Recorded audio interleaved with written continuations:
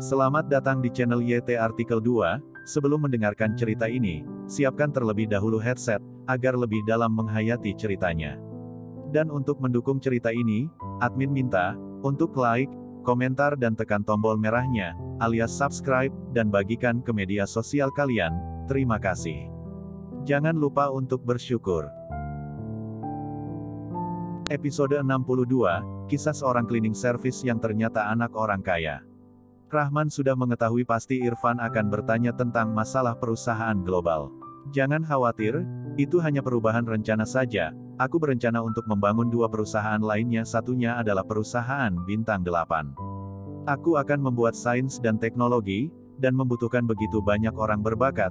Kamu luangkan waktu untuk mengadakan rapat dengan para manajer, beritahukan kepada mereka jika aku akan memilih orang yang berbakat untuk dipindahkan ke perusahaan baru. Rahman menjawab dengan tersenyum santai. Hah, perusahaan Bintang 8 adalah perusahaan yang Tuan akan dirikan. Irfan begitu terkejut, ternyata perusahaan Bintang 8 merupakan topik panas yang sedang dibahas di kota Yuzoda, dengan total investasi sebesar 100 triliun, dan menjadikannya teknologi 3 terbaik di dunia. Bukan hanya menggemparkan kota Yuzoda, kota-kota lain juga mulai ramai membicarakan hal ini. Dan dengar-dengar banyak perusahaan yang datang ke kota Yuzoda dan berharap agar bisa memiliki kesempatan untuk bekerja sama dengan perusahaan Bintang 8 ini. Sekretaris juga terlihat begitu terkejut, dia melihat Rahman dengan tatapan penuh penghormatan.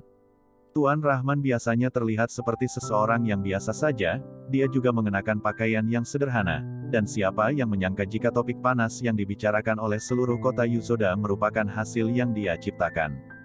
Mendengar jika Rahman sudah mulai memilih orang berbakat di toko elektronik Harmoni juga membuat binar di mata sekretaris itu penuh dengan harapan. Jika dia bisa bekerja di perusahaan Bintang 8 maka gaji yang dia dapat pasti akan jauh lebih besar dari yang dia dapatkan saat bekerja di toko elektronik Harmoni. Meskipun mereka memiliki pimpinan yang sama, tetapi level perusahaan tentu saja berbeda, dan gaji yang akan didapatkan para pegawainya juga pastinya berbeda juga. Iya, aku akan memberikan kesempatan untukmu. Menurutku, perusahaan Bintang 8 hanya sebuah permulaan saja. Rahman masih menyunggingkan senyum di bibirnya, meskipun baru mulai beroperasi, tetapi dia memiliki tujuan untuk tidak hanya sekedar mendominasi kota Yuzoda saja. Dulu karena dana yang dia miliki tidak mencukupi, dan juga ditambah dengan masalah lain, jadi usaha untuk membuka perusahaan baru gagal, tetapi sekarang dia sudah mampu, dan memiliki dana yang cukup, jadi dia memiliki kepercayaan diri yang cukup kuat untuk lebih melebarkan perusahaannya. Bintang 8 hanya sebuah permulaan. Ya Tuhan, seberapa besar ambisi yang dimiliki oleh Tuan Rahman. Antusias yang dirasakan oleh Irfan dan sekretarisnya sudah tidak bisa disembunyikan lagi, mereka menunjukkannya di wajah mereka masing-masing. Mereka juga tidak merasa curiga dengan apa yang dikatakan oleh Rahman. Yang jelas perusahaan raksasa seperti perusahaan global tidak bisa dibubarkan begitu saja seperti apa yang direncanakan. Siapa yang memiliki keberanian sebesar itu? Setelah Irfan berhasil mengontrol perasaannya agar tenang, dia meminta sekretarisnya untuk memberitahukan kepada para manajer jika akan segera diadakan rapat. Rahman menunggu di ruangan Irfan untuk menunggu kedatangan Rudy. Saat sekretaris mengumumkan jika sebentar lagi akan diadakan rapat, hampir semua manajer memiliki pemikiran yang sama. Ini mungkin pertemuan manajemen terakhir yang menentukan nasib perusahaan. Beberapa hari ini karena rencana pembubaran perusahaan global jadi semua orang sedang mengkhawatirkan apakah toko elektronik Harmoni juga akan dibubarkan atau tidak, yang jelas hal itu menentukan masa depan mereka. Toko elektronik Harmoni bukan perusahaan besar di Yuzoda tetapi juga merupakan perusahaan elektronik terbaik di antara perusahaan yang lainnya. Terutama setelah perusahaan diambil alih oleh Direktur Rahman, gaji yang mereka dapatkan juga meningkat pesat, dan jauh berbeda dengan perusahaan elektronik lainnya. Jika benar-benar akan dibubarkan, maka mereka benar-benar berada dalam masalah. Yang paling penting adalah belum tentu jika kelak mereka akan mendapatkan pekerjaan dengan gaji setinggi ini. Andika yang meskipun dia turun jabatan, tetapi dia merasa jika bekerja di sini jauh lebih baik dari bekerja di perusahaan lain. Melihat kedatangan Irfan, dia langsung mendekat dan bertanya, "Direktur, ada informasi apa?" Apa yang dikatakan oleh Direktur Rahman?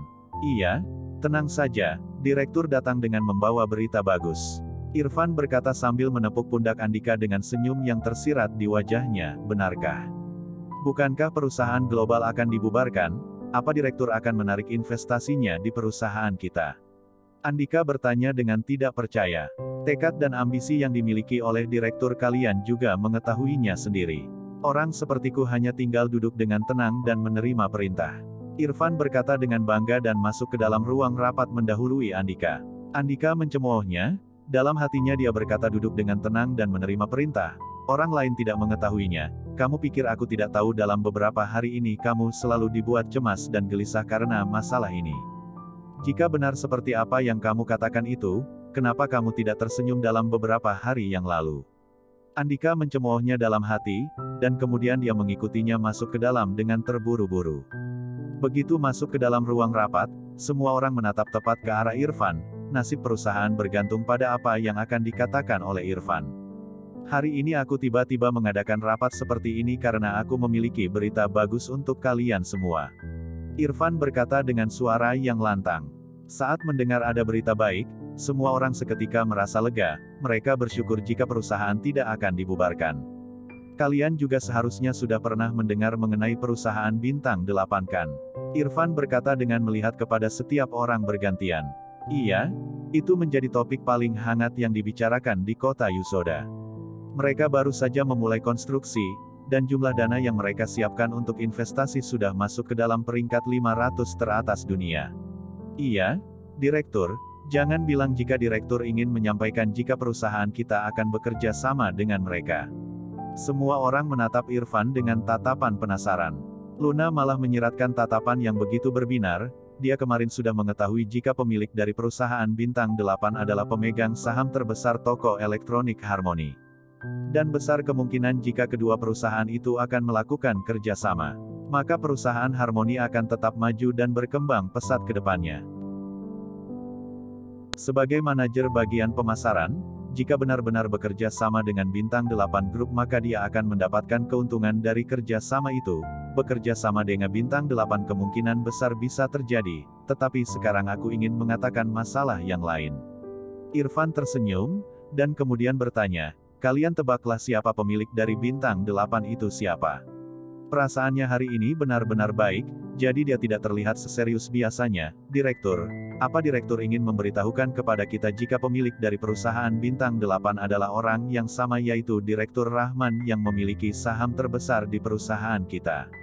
Ada seseorang yang bertanya dengan terkejut. Peserta rapat yang lainnya juga menjadi riuh, dan sama terkejutnya. Direktur Rahman memegang kendali perusahaan global. Jika perusahaan itu dibubarkan, dan muncullah perusahaan Bintang 8, jika pemilik Bintang 8 bukanlah Direktur Rahman, bukankah itu merupakan suatu kebetulan? Ya, pada konferensi manajemen terakhir, Direktur Rahman mengatakan bahwa akan ada langkah besar yang terjadi. Bintang 8 adalah langkah besar yang dimaksud oleh Direktur Rahman. Irfan berkata dengan bangga, rasanya seperti dialah melakukan langkah besar ini. Irfan tentu saja memiliki alasan kenapa dia bisa seantusias ini, meskipun Rahman tidak menjanjikan apa-apa kepadanya, tetapi dengan memiliki 30% saham di toko elektronik Harmony saja sudah membuatnya merasa cukup untuk menghidupinya di masa depan. Dia percaya jika keberhasilan yang akan diraih oleh Bintang 8 akan berdampak besar kepada toko elektronik Harmony. Wah, Direktur Rahman hebat sekali. Bintang 8 merupakan perusahaan yang dengan modal investasi mencapai 200 triliun. Mereka semua begitu antusias hingga membuat tangan mereka gemetaran. Bekerja dengan pimpinan sehebat itu, apa mereka masih mengkhawatirkan akan masa depan mereka? Andika begitu terkejut akan apa yang dia dengar, sorot matanya tertuju kepada Luna, dan dia membuat dirinya merasa semakin takjub. Luna merupakan istri dari Rahman, dan sebelumnya dia memiliki pemikiran untuk menarik perhatian Luna. Dalam sekejap punggungnya terasa begitu dingin dan mengeluarkan keringat dingin karena saking terkejutnya. Jika saat itu bukan karena Rahman yang masih berbelas kasih kepadanya, dia percaya jika sekarang mungkin dia benar-benar sudah berubah menjadi mayat, dan juga, Direktur Rahman juga mengatakan jika perusahaan Bintang 8 masih kekurangan tenaga ahli, dan beliau berencana untuk memboyong pegawai yang berbakat untuk dipindahkan ke perusahaan Bintang 8 itu. Jadi, untuk beberapa waktu ini lakukanlah yang terbaik yang bisa kalian lakukan, biarkan Direktur Rahman melihat jika para pegawai perusahaan kita merupakan orang-orang pilihan yang begitu berbakat. Irfan mengatakan informasi terkahirnya itu dengan terbawa oleh antusias yang begitu tinggi. Bersambung.